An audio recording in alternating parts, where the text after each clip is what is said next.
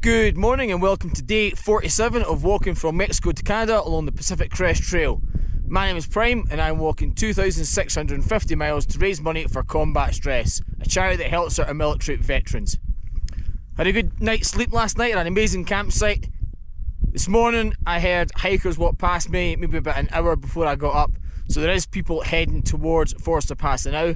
I'm all packed up, the sun has just popped its head over the mountains and I'm just going to warm my hands up before putting my gloves on and pushing on. I need to get past Forster Pass and then Kearsarge Pass and then down to the trailhead and see if I can get hitched down to town, see if I can fix my technical issues with Far Out. So let's roll out. So it's getting a bit sketchy ahead, so I put the micro spikes on, time to engage full wheel drive. But the views that I'm getting here are just amazing. Love seeing all the snow. As much as a pain in the ass yesterday, at least it's all frozen over now.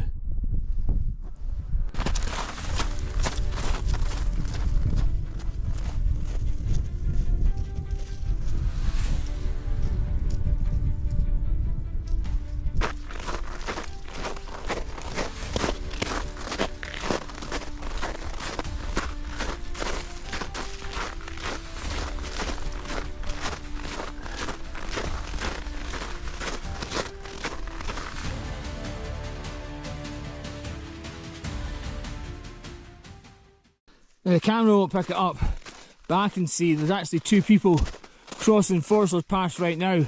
They're on the kind of ice path.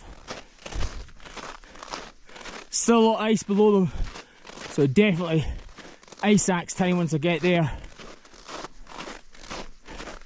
Yeah, there's people going across now. I wonder if that's the people that passed me. If it is, they're moving pretty fast.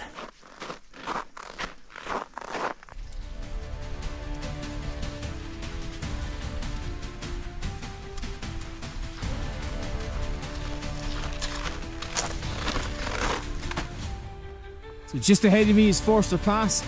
I'm going to start heading up soon. You see I'm trying to switch back, so just make my own way up. It's going to be a hell of a climb. Let's get it done.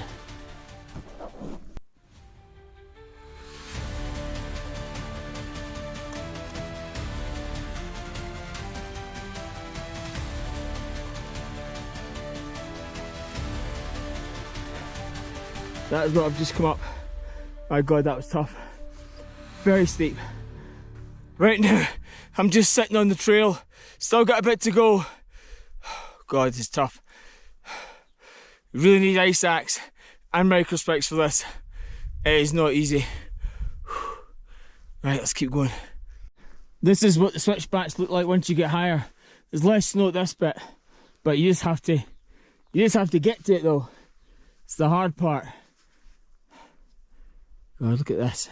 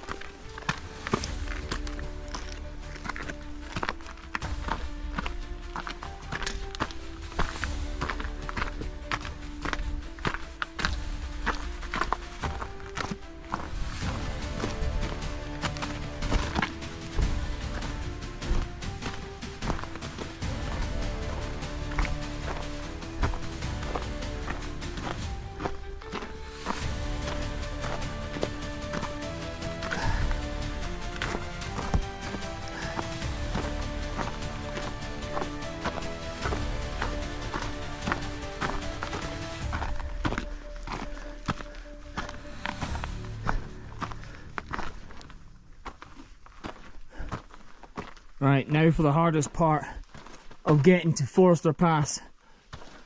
Getting across this little ice path here. I've been looking forward to it, but you know what? Others have got past it. I can get past it.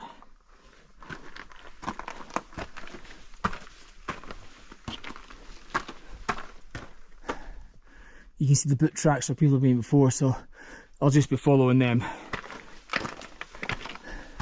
I'm going to sort myself out and then get ready to get past it. a scary time later. Made it across. It was mostly alright until I got near the end. The tracks were not great. I ended up having to use the tip of my ice axe and just kind of drag myself over. Oh my god, that was tough. Right, let's get up and over this. Jeez, I feel sorry for the people behind. Need to have better tracks to get across this if you're not sure what to do. But if you need to, get the tip of your ice axe in there and use that to stabilise yourself the whole way through. I'm being serious. That was pretty treacherous. Probably the most treacherous thing I've done on the PCT so far.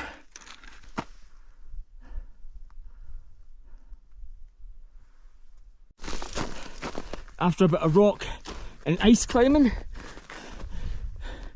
to get to here, I finally reached the highest point on the Pacific Crest Trail, Forester Pass.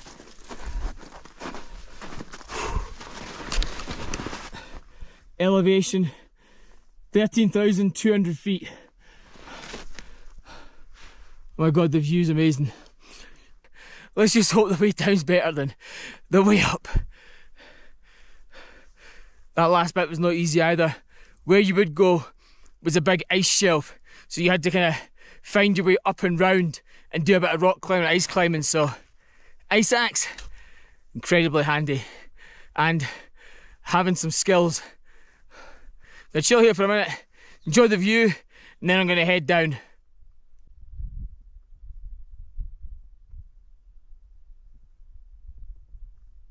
Not only is Forester Pass the highest point in the Pacific Crest Trail, it's also the most difficult out of all the passes to get over.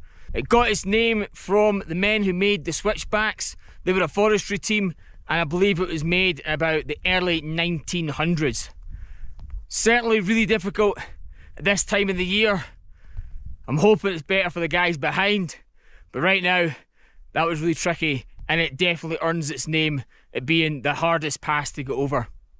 I'm going to head down now, and I can see the tracks they pulled before me, and I'm going to follow that down. If I can glissade, great, make some time, but I need to keep moving to try and get to the trailhead today. So coming down was not as fun as I thought it was going to be. It's quite treacherous, especially as the snow's starting to melt.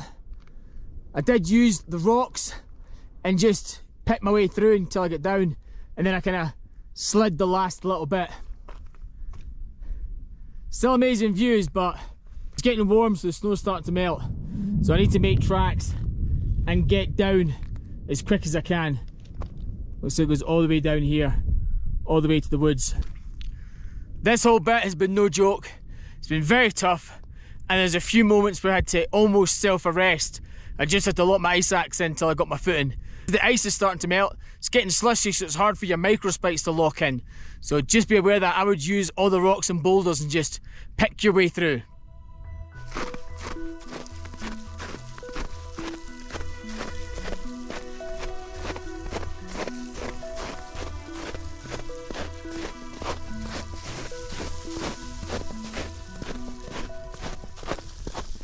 Seeing the Sierras like this, I feel really lucky. For all the different parts of the trail, this is probably the most unique, because this is where you get huge mountains and large snowfields. There's nowhere else in the trail that you get this. And yes, it would be easier to come through here with no snow, and it would have meant not put my life at risk on Forester Pass or the descent from Forester Pass. But it does make this a unique place, and it's probably a place that I'm not going to forget. It's beautiful. I'm seeing the valleys ahead that I believe we go down, and they look like they might have been sheltered from a lot of the snow. I'm hoping that.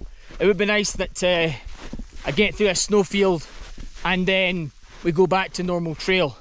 There's obviously going to be snow and passes as I go, but it would be nice for the lower sections to be semi-free of snow. But this is incredible, so beautiful.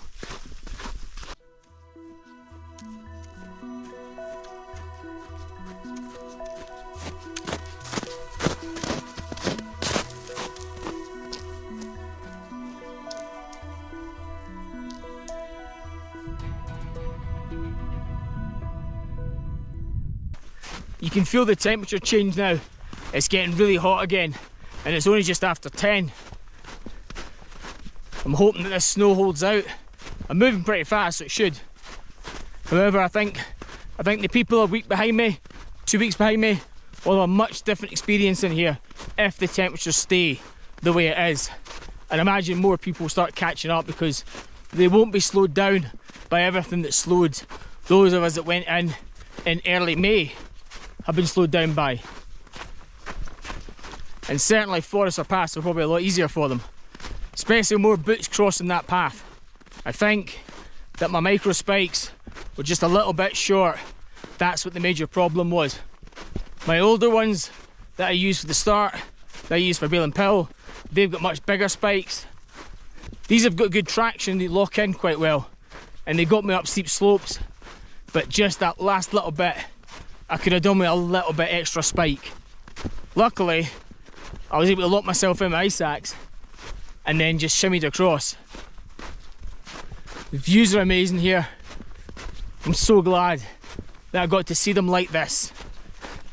As much as the snow has slowed me down, as much as it made my feet really cold yesterday and boots wet, and my boots were a little bit frozen this morning, but with a pair of Gore-Tex socks, my feet are absolutely fine now. And I get to see the Sierras the way they should be seen, in the snow. Right, I better get back to concentrating, because there is no trail and I'm really just following my Garmin here.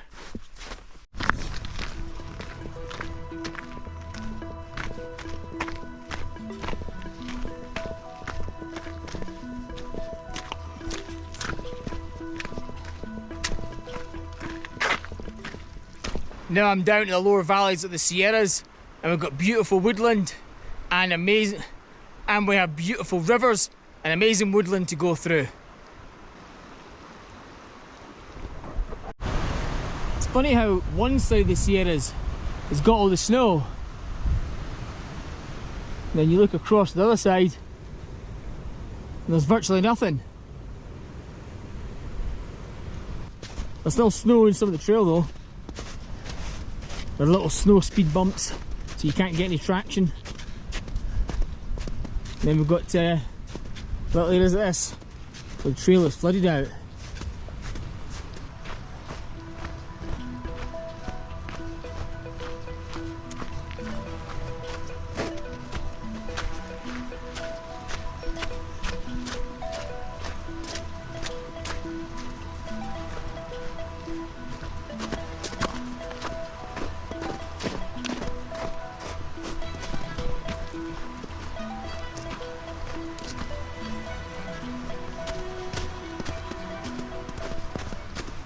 It looks like we're getting an awful lot of runoff from the snow melt. There's some logs here so I can get across and continue on. So this is where I separate from the PCT. I'm now heading down the trailhead and see if I can get a hitch into town.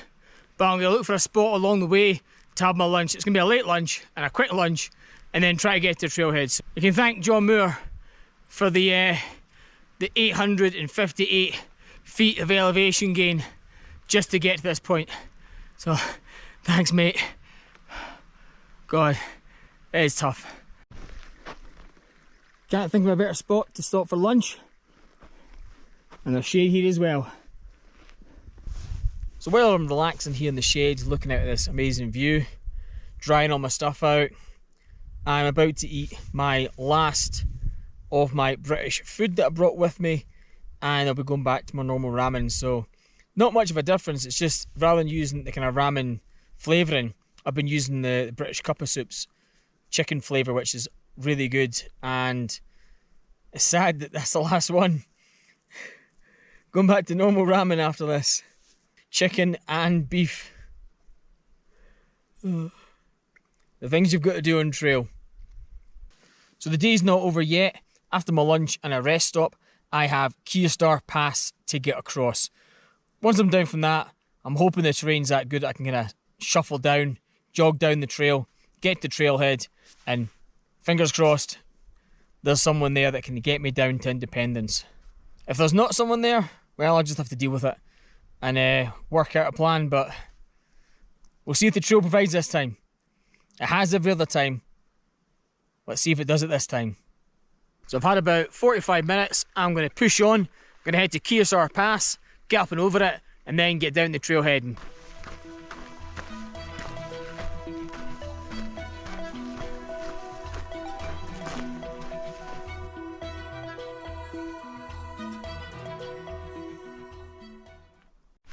One of the hardest things about the series right now is trying not to stop every 2 minutes to take pictures.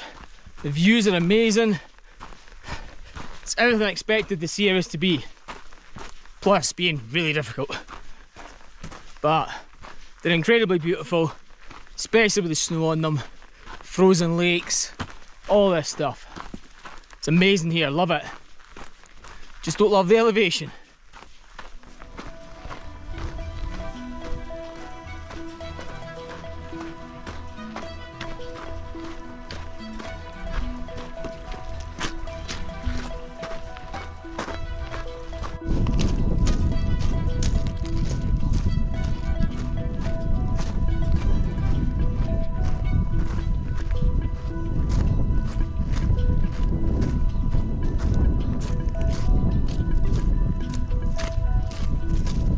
I think the pass is just up there.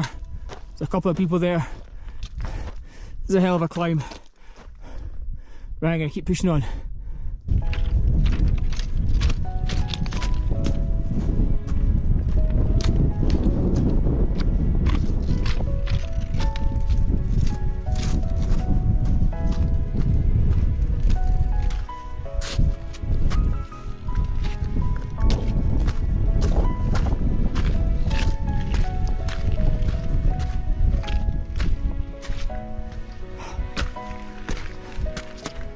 Oh, finally.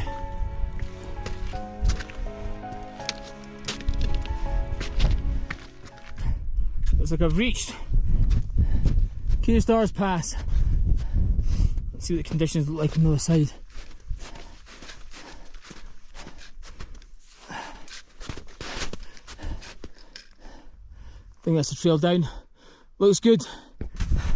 I do not intend to hang around here.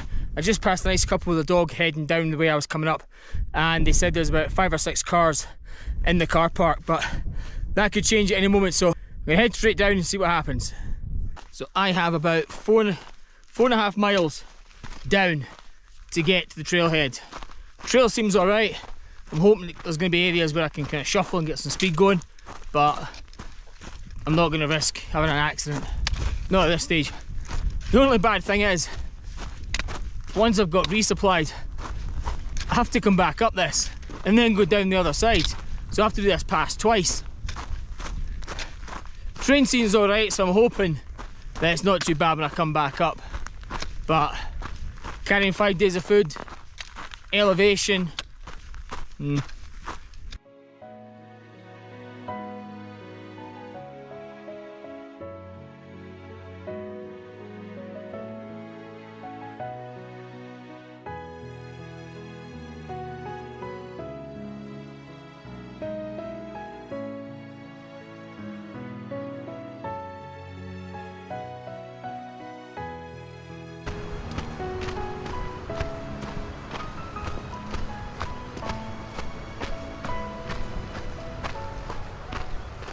I've been heading down from the pass, what seems like hours, and I'm still over a mile away from the trailhead, and unfortunately I don't think it looks good.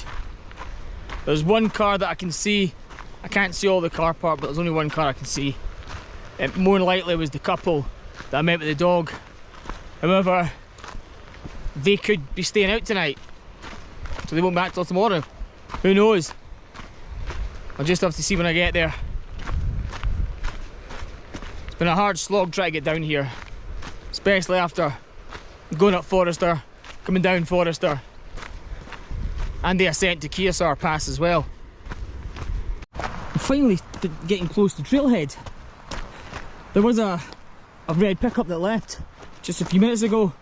Unfortunately, the trail here goes on and winds down and goes straight and winds and goes straight and winds and goes down a little bit. winds and straights, and then you're never down. And it just seems to go on forever. All these cars could be campers. I have no idea how I'm going to get down. There's no phone signal here either. There is toilets and water, and there's still 5 cars here. I'll hang around and, well, I don't really have a choice there. I'll see what happens, see if any medicals happen. So it looks like I didn't get lucky with trail magic this time. There's still cars here, but there's no sign of anyone, so more than likely they're out here camping. So I'll have to see what I'm going to do in the morning, see if I can get down to Independence and then Bishop. That's not going to help my timetable for getting through these areas, and neither's getting back up. Well, I did almost 19 miles today, and that was including getting up over Forester and then getting up over Kearsarge as well. Lot of miles, lot of up, an awful lot of up, and even the down wasn't even that easy, so we'll see how it is when I repeat it and head back up to Kearsarge. The elevation, let's have a look.